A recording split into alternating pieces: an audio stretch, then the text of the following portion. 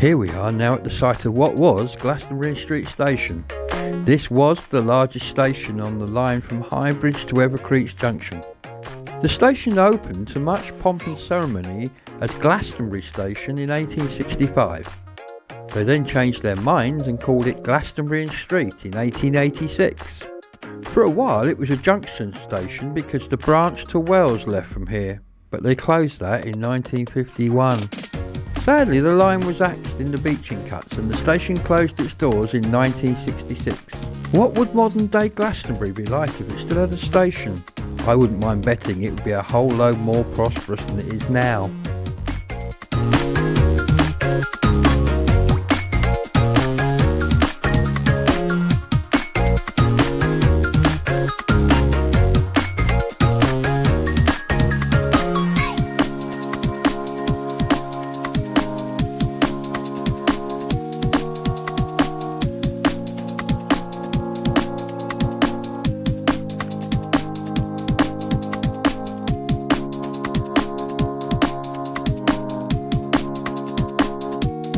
Now walking along one of the beautiful lanes on the levels just outside Glastonbury.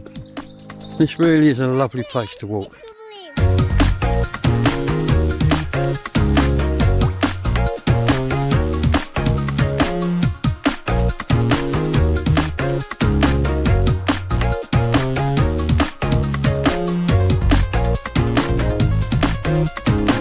We are now entering an area which used to house the Glastonbury dock, which was at the end of the Glastonbury Canal, which ran through from towards Highbridge. In fact, the railway line follows some of that, and we've seen that on an earlier video when I went for a bike ride. We'll be looking at that more again in a later video. And in the distance there you can see Weary Hill panning across above town up there in the distance.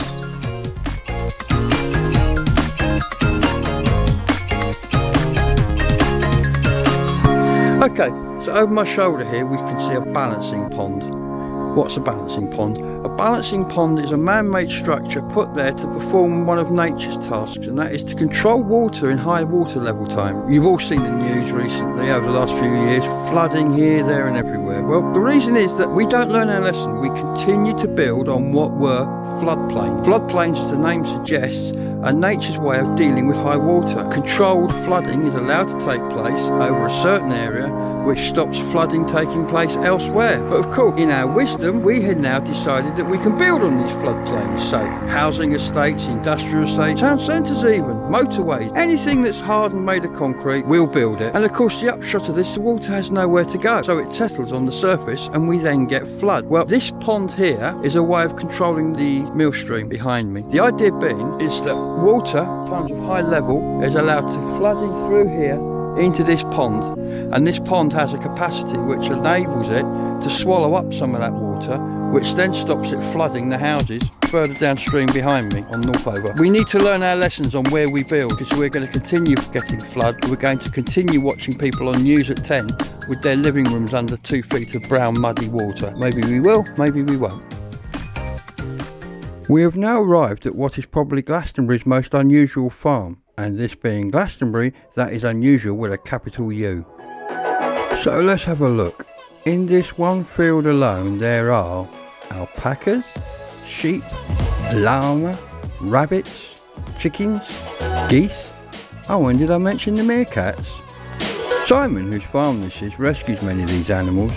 A good example of this in practice are these eggs from his battery hens, and they are delicious. So we've now reached the point where the Millstream runs underneath another ancient road out of Glastonbury, this time the road to Wedmore and Mere. And I can't believe how busy this road is today. You wouldn't think there's a lockdown on at all. Really, really busy. I've been waiting for a gap in the car so that I could record, and there hasn't been one, so I apologise for the noise. Anyway, what have we got here? This is the direction we've just come from, down here. Now transferring across the road. Over there is the path that we're now going to go and walk up. Let's go and have a look. It's a lovely day for walking in the countryside, it has to be said. I can hear running water. I don't know if there's another weir there. We'll go and find out, because here's the footpath.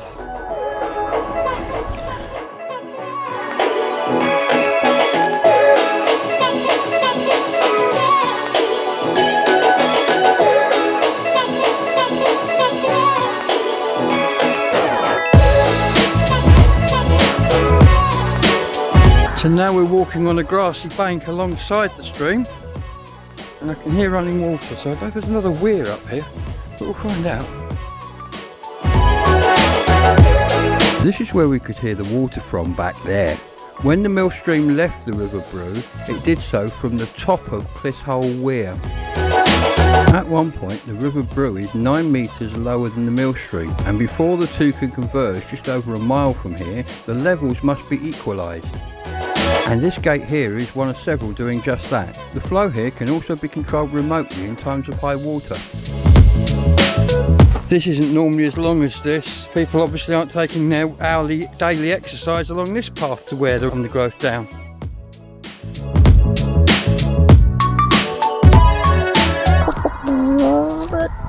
Hello?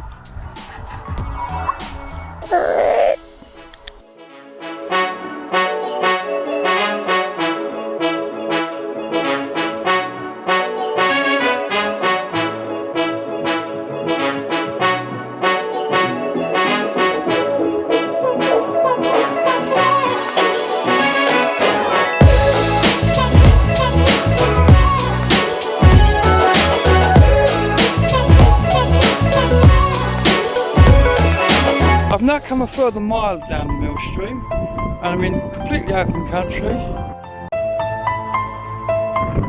with the stream running to my left and the inquisitive cows to my right. Hello.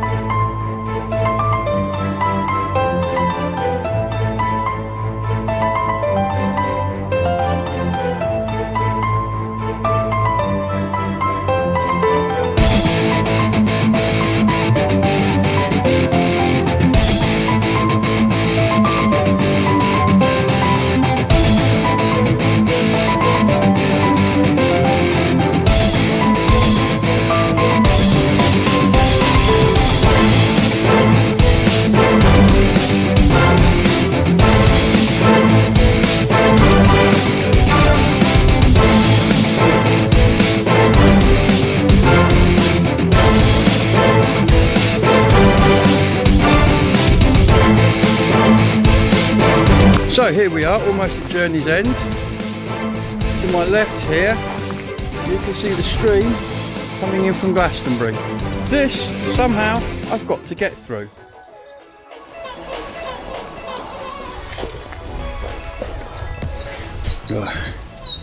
Appear to have a derelict house here. What a waste.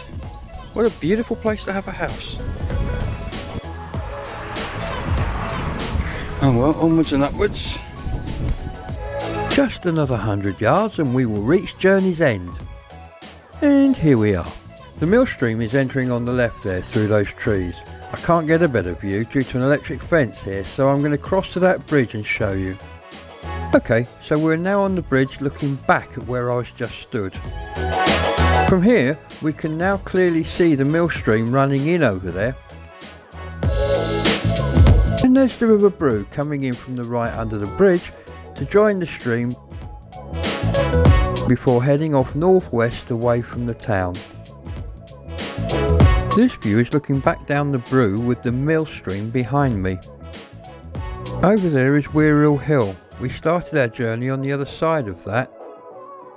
We then travelled round the edge of the hill to Northlode and the mill before moving on past the old factories of the sheep industry, through Glastonbury, and then we followed this road all the way here on the left bank. And there goes the River Brew on its way to Highbridge, the Severn Estuary and the sea. We've come the full 2.3 miles. And hopefully you've seen something of interest to you. The industrial archaeology, the industrial buildings, the Bauhaus building, and many other things we've seen along the way. So, as I say, hopefully you'll join me on the next video I do.